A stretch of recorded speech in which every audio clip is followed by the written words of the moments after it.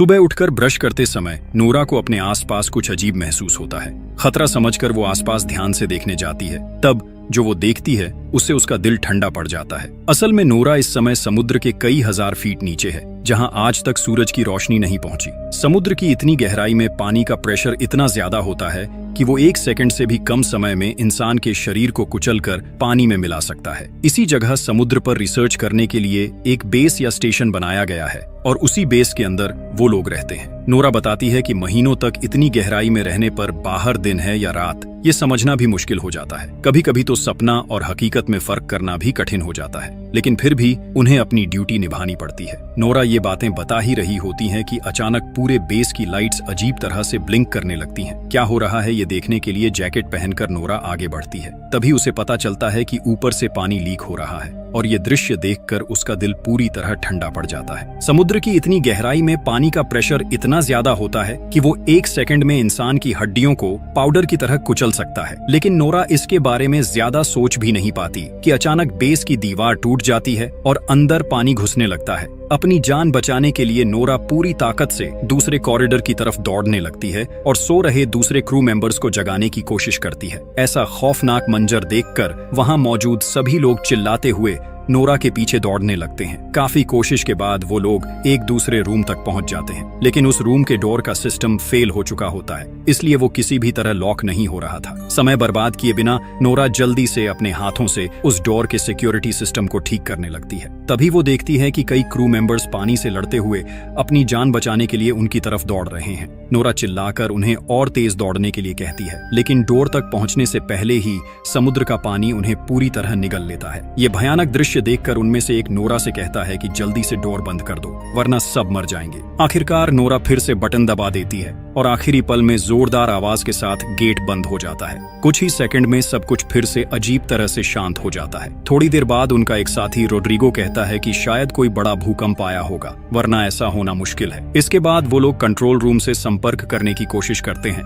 लेकिन वहां से कोई जवाब नहीं आता। मतलब कंट्रोल रूम से उनका पूरा संपर्क टूट चुका था। उसी समय उन्हें एक दिल दहला देने वाली अजीब आवाज सुनाई देती है। उन्हें लगता है जैसे बेस के बाहर कोई बहुत बड़ा रहस्यमय ऑब्जेक्ट पानी के अंदर हिल रहा है और अपने तेज नाखूनों से बेस की दीवारों पर वार कर रहा है। खतरा बढ़ सकता है, ये सोचकर नोरा और रोड्रिगो देर किए बिना एस्केप पॉड्स की तरफ निकल पड़ते हैं। टूटे फूटे बेस के अंदर से गुजरते हुए वो किसी तरह सर्वर रूम तक पहुंचते हैं और खराब हो चुके कम्युनिकेशन सिस्टम को ठीक करने लगते हैं। लेकिन तभी वही डरावनी तेज आवाज फिर से पास से सुनाई देती है। अब उन्हें शक होने लगता है कि ये कोई सामान्य भूकंप नहीं हो सकता। नोरा सिस्टम का डेटा चेक करके देखती है कि पूरा बेस ताश के घर की तरह टूटकर गिर चुका है, सिर्फ कुछ ही हिस्से किसी तरह टिके हुए हैं। इसके बाद नोरा और रोड्रिगो एस्केप पॉड की तरफ जाने के लिए आगे बढ़ते हैं। टूटे फूटे बेस के अंदर से रेंगते हुए वो लोग रास्ता खोजने की कोशिश करते हैं। तभी पीछे से कोई दर्द भरी आवाज में चिल्लाता है, मुझे बचाओ। नोरा पीछे मुड़कर देखती है कि उनका साथी पॉल मलबे के नीचे दबा हुआ है। नोरा और रोड्रिगो मिलकर काफी कोशिश के बाद उसे बाहर खींच लेते हैं। अब तीनों मिलकर एस्केप की तरफ बढ़ने लगते हैं। आगे का रास्ता इतना तंग हो चुका होता है कि उन्हें रेंगते हुए आगे बढ़ना पड़ता है। सबसे आगे नोरा होती है। अचानक उसकी नजर एक डेड बॉडी पर पड़ती है। उस आदमी की आंखें अभी भी खुली हुई थीं और उनमें इतना डर था कि लगता था मरने से ठीक पहले उसने कोई बहुत डरावनी चीज देखी थी। ये दृश्य देखकर उनके मन में डर बैठ जाता है कि शायद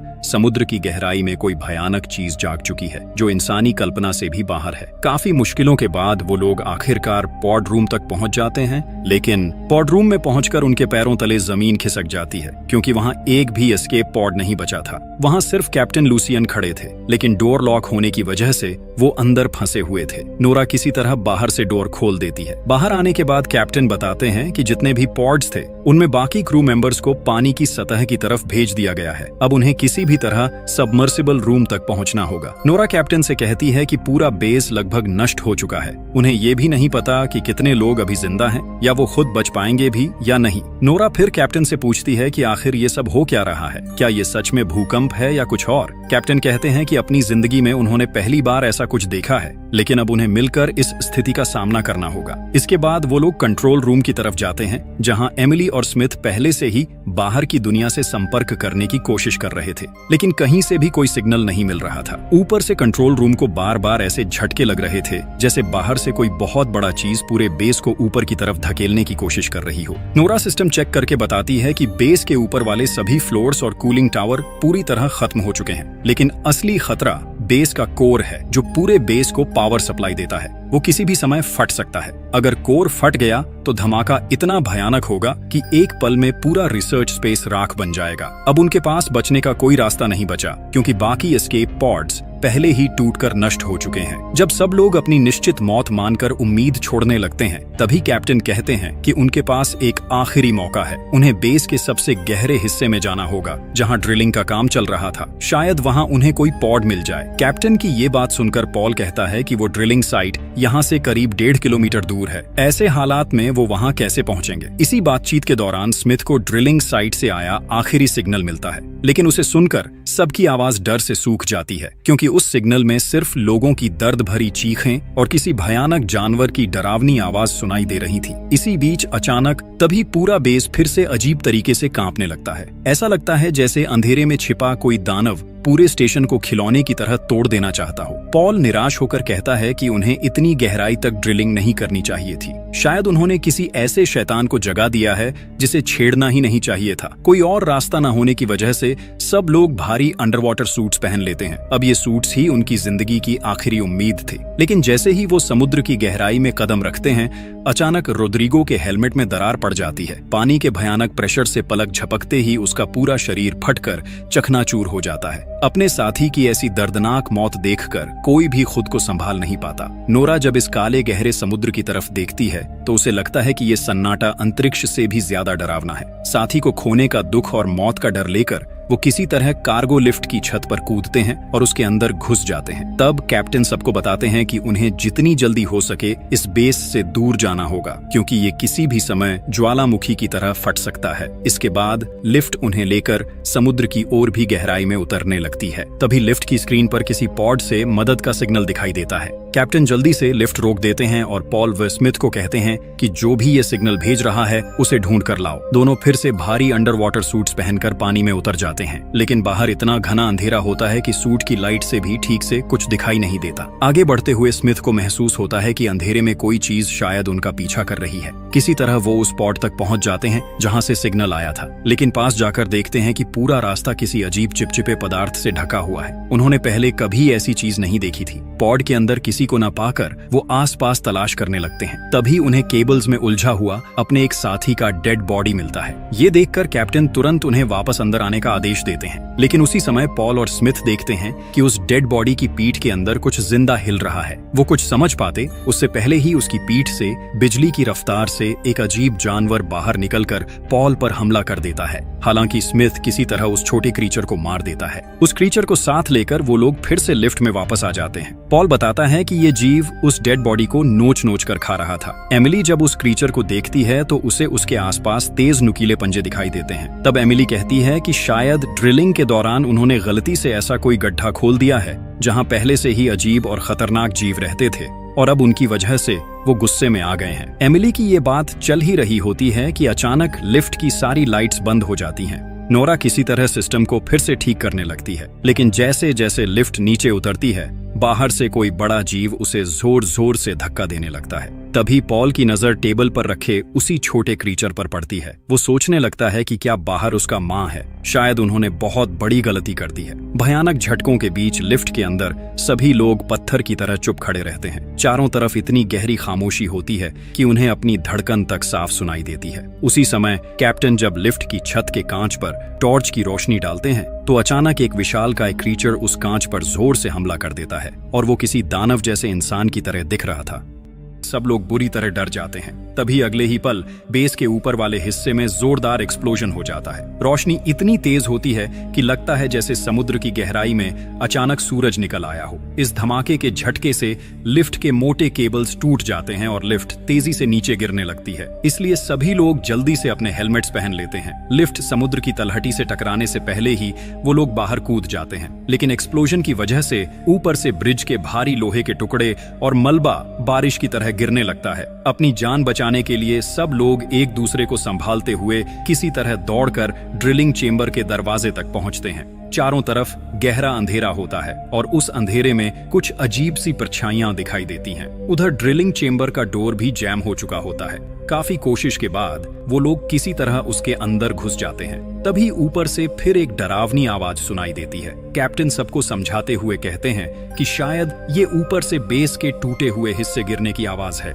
इसके बाद वो लोग उस सुरंग जैसे चेंबर के अंदर धीरे धीरे आगे बढ़ने लगते हैं। जैसे जैसे वो आगे बढ़ रहे थे, रास्ता और भी संकरा होता जा रहा था। एक जगह पहुंचकर उन्हें पता चलता है कि आगे का रास्ता मलबे की वजह से पूरी तरह बंद हो चुका है। तब नोरा हिम्मत करके कहती है कि वो पानी के नीचे तैरकर दूसरी तरफ जाएगी। वो अपना हेलमेट ठीक से पहनकर पानी में डुबकी लगाती है और तैरते हुए दूसरी तरफ पहुंच जाती है। वहां पहुंचकर वो बाकी सबको भी आने का इशारा करती है। एक एक करके सब लोग दूसरी तरफ पहुंच जाते हैं, लेकिन सबसे आखिर में पॉल रह जाता है। तभी पॉल को महसूस होता है कि पीछे के अंधेरे पानी में कोई मौजूद है। जैसे ही वो पीछे मुड़कर देखता है, एक अजीब क्रीचर पानी के अंदर गायब हो जाता है। कैप्टन उसे बार बार आवाज देते हैं, लेकिन पॉल की तरफ से कोई जवाब नहीं आता। मजबूर होकर सब लोग पॉल के सूट से जुड़ी केबल को पकड़कर जोर से खींचने लगते हैं। कुछ देर बाद पॉल उनके पास वापस आ जाता है और सब लोग राहत की सांस लेते हैं। लेकिन अगले ही पल पॉल की केबल को कोई अदृश्य ताकत दूसरी तरफ से जोर से खींच लेती है। डर के मारे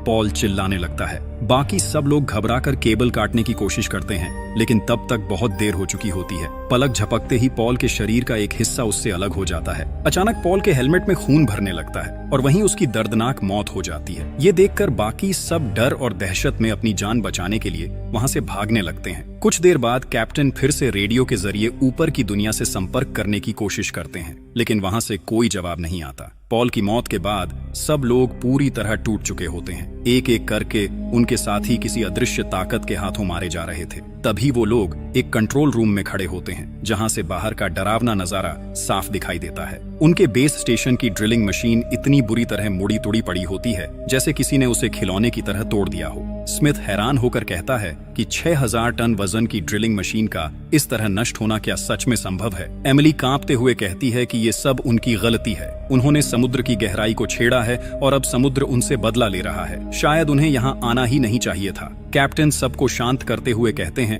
कि उन्हें यहाँ ज्यादा देर नहीं रुकना चाहिए, लेकिन स्मिथ बताता है कि उसका सूट डैमेज हो चुका है और अगर वो बाहर गया तो पानी का प्रेशर सह नहीं पाएगा। इसलिए वो बाकी सबको कह देता है कि उसे छोड़कर आगे बढ़ जाए। स्मिथ कहता है कि अगर वो साथ गया तो सबकी जान खतरे में पड़ सकती है, लेकिन कैप्टन उसे हिम्मत देते हैं और किसी तरह उसका सूट ठीक कर देते हैं। इसके बाद सब लोग पानी के अंदर से ड्रिलिंग साइट की तरफ निकल पड़ते हैं, क्योंकि शायद वहीं एस्केप पॉड्स मिल सकते हैं। पानी के नीचे चारों तरफ घना अंधेरा होता है। तभी नोरा को महसूस होता है कि उसके पीछे कोई है। वो टॉर्च जलाकर देखती है, लेकिन उसे कोई दिखाई नहीं देता। फिर भी उसके मन में एक अजीब डर बना रहता है। उसे बार बार लगता है कि कोई उसके बहुत पास से होकर गुजर रहा है। अचानक नोरा के सामने से एक अजीब क्रीचर तैरता हुआ निकल जाता है। ये देखकर सब लोग डरकर अंधेरे में इधर उधर देखने लगते हैं। कैप्टन तुरंत सबको सूट की लाइट्स बंद करने का आदेश देते हैं। इसी दौरान उन्हें पता चलता है कि स्मिथ कहीं दिखाई नहीं दे रहा। सब लोग उसे ढूंढने लगते हैं। तभी नोरा देखती है कि कोई अजीब चीज स्मिथ को घसीट कर ले जा रही है। नोरा हिम्मत करके उस क्रीचर के पीछे जाती है। वो अजीब क्रीचर स्मिथ को खींचते हुए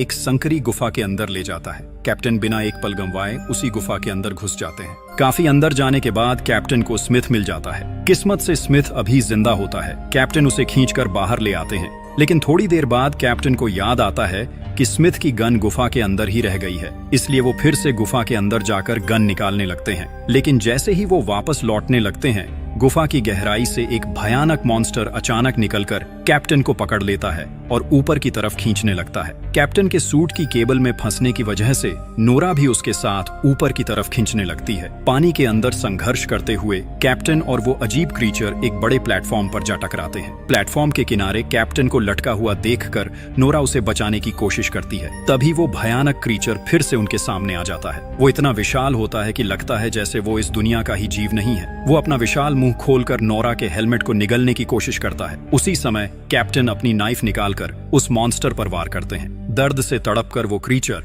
नोरा और कैप्टन दोनों को तेजी से ऊपर की तरफ खींचने लगता है। कैप्टन समझ जाते हैं कि अगर वो इसी रफ्तार से ऊपर जाते रहे तो पानी के भयानक प्रेशर से उनका सूट फट जाएगा। इसलिए वो नोरा से कहते हैं कि केबल काट दो। वरना वो भी मर जाएगी। लेकिन नोरा ऐसा करने के लिए तैयार नहीं होती। तब मजबूर होकर कैप्टन खुद ही अपनी नाइफ से केबल काट देते हैं और खुद को अलग कर लेते हैं। नोरा अलग होते ही अगले ही पल एक भयानक एक्सप्लोजन में कैप्टन की मौत हो जाती है। उसी धमाके में उनका सूट और शरीर पानी में बिखर जाता है। उस एक्सप्लोजन के झटके से नोरा नीचे समुद्र की तलहटी में बेस के एक छोड़े हुए हिस्से में जा गिरती है। वो जगह पूरी तरह सुनसान और खामोश होती है। किसी तरह अंदर जाकर नोरा मानसिक रूप से टूट जाती है, क्योंकि उसे नहीं पता कि स्मिथ और एमिली जिंदा हैं या नहीं। वो रेडियो से पागलों की तरह एमिली और स्मिथ से संपर्क करने की कोशिश करती रहती है, लेकिन कोई जवाब नहीं मिलता। फिर नोरा ऊपर पड़े कुछ उपकरणों से एक पुराना सूट किसी तरह ठीक कर लेती है और उसे पहनकर दोबारा पानी में उतरती है, ताकि एमिली और स्मिथ को ढूंढ सके। तभी रेडियो में एमिली की आवाज सुनाई देती है। उसी समय नोरा दूर अंधेरे में एमिली के सूट की लाइट चमकती हुई देख लेती है। काफी मुश्किल से वहां पहुंचने पर नोरा देखती है कि एमिली स्मिथ को घसीटते हुए आगे ले जा रही है, क्योंकि स्मिथ बहुत बुरी तरह घायल हो चुका था। नोरा एमिली को शांत करती है